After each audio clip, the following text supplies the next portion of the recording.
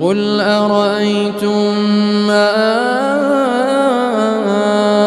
أنزل الله لكم من رزق فجعلتم منه حراما وحلالا قل الله أذن لكم أم على الله تفترون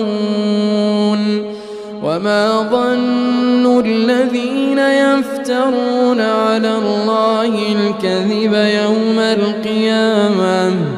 إن الله لذو فضل على الناس ولكن أكثرهم لا يشكرون